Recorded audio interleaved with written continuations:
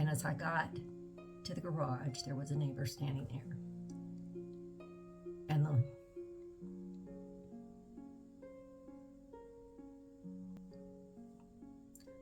the look on her face raised the hair on the back of my neck. And I mean it, it did. And I said, "Where is he?" And she said, "It's bad." And I said, "Where is he?" And she said, "He's up the street, it's bad." I said, "What happened?" She said, "He was hit by a car." Well, I flew up the driveway and down the street barefoot, and it was starting to rain, and got there. And my husband, who I adore, he is my dearest, closest friend. He is my companion. He is everything to me. Was laying face down in the dirt on the side of the road, making a sound that was so unnatural and so guttural.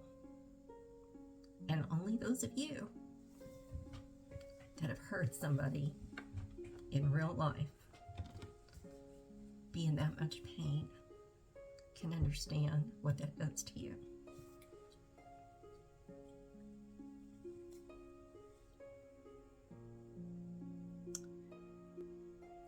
He was hit 3 doors down from our house by a boy that lives 2 doors down from our house the other direction. And the boy hit him from behind. My husband never saw it coming. The boy pulled over and stayed there until the police came and the ambulance. The ambulance didn't want to let me get into the ambulance, in there with him. And I guess because they realized that I was getting in that ambulance, they let me ride in the front seat.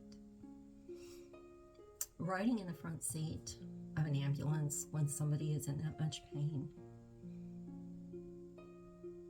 was surreal. There are no words for me to describe to you what that sounded like or how helpless you feel because you cannot help the person that you love. Even if you tried, you couldn't help them. Well, I can laugh about this part now, but I couldn't then. You know those TV shows you see where you walk into a operating theater, or they show a scene of an operating theater and there are all these people standing around waiting for a hurt person to come in so they can all attend, what's going on.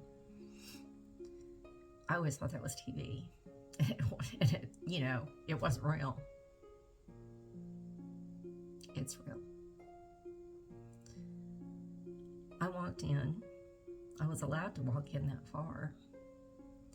There was a cardiologist, an internist, an orthopedist, a brain doctor. There were more people there than you could shake a stick at. And they asked me to leave the room. And I told them I preferred not to do that. And they helped me physically to go into another room. I was in that room by myself. And I was there by myself for quite some time. When a woman walked in, a chaplain, and said, "They've sent me in here to ask you if your husband has a living will."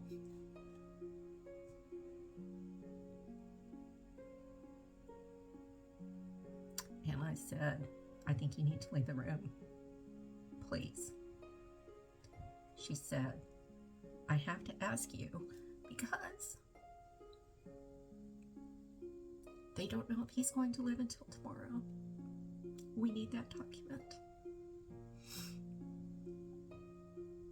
That's hard. Eventually, my daughter, who is not from this area, she lives in Georgia, was visiting. A neighbor brought her up to the hospital and she found her way to me. And as she came into the room, she witnessed the tail end of this conversation and sat down next to me and didn't say a word. All she did was put her hand on mine. That's it. There were no words. But then the phone rang.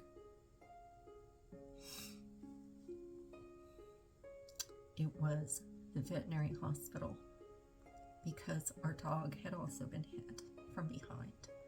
And a neighbor, an angel, actually, she was my best friend, found Toby and took him to the veterinary hospital.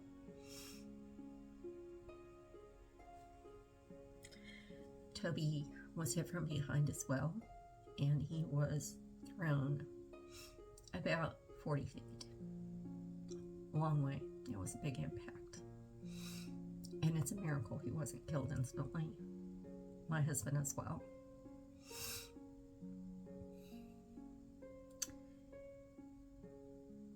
The phone rang while I was sitting there in that room, and it was a representative from the veterinary's office asking me for a credit card number because they could not work on the dog until they received payment in advance, a pre-authorized payment for $1,500 in advance.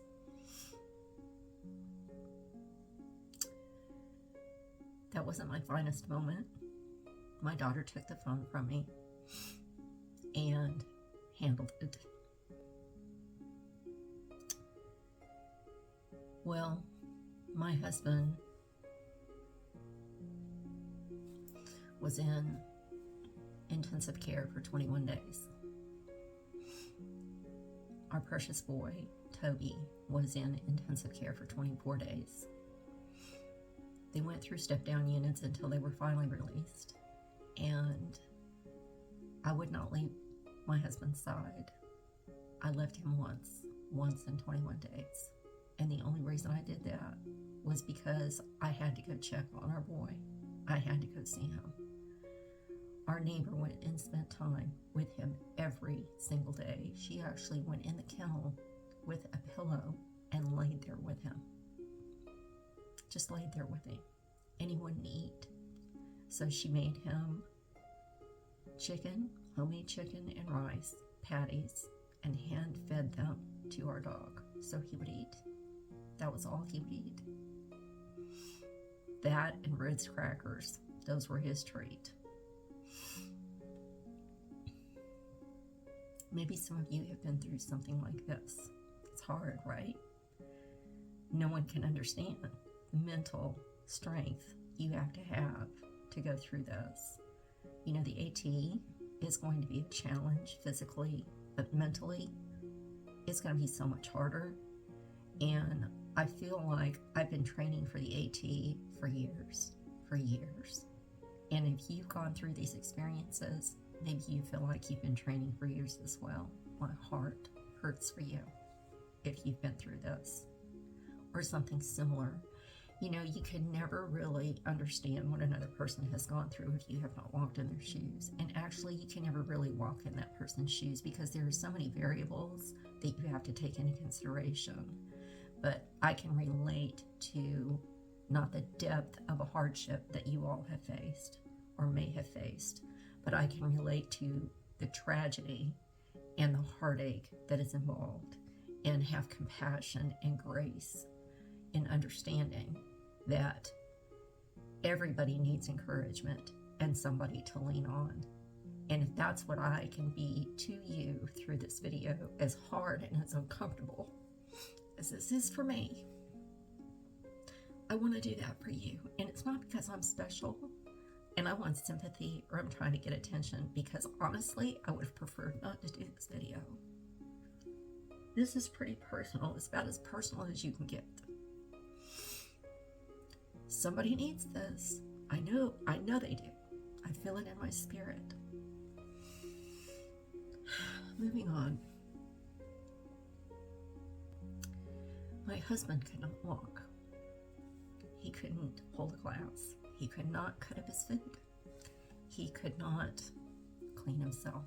I brushed his teeth in the hospital. There were nurses to do that, but he wanted me there to do that. And I wanted to be there to do that. I bathed him. I brushed his teeth. I cut up his food. I fed him. I fed him his meals. He couldn't hold a fork. I held his drink, his straw. I did a lot. I slept there. I slept in one of those horrible chairs. That's okay, I'd do it again. I don't regret it. He came home, and it took 5 months of daily care for him to recuperate. He had a broken neck in 2 places. He had a broken ribs, a right broken scapula. He had brain injury, brain trauma, and a lot of contusions and abrasions, and a lot of internal bruising, from being hit.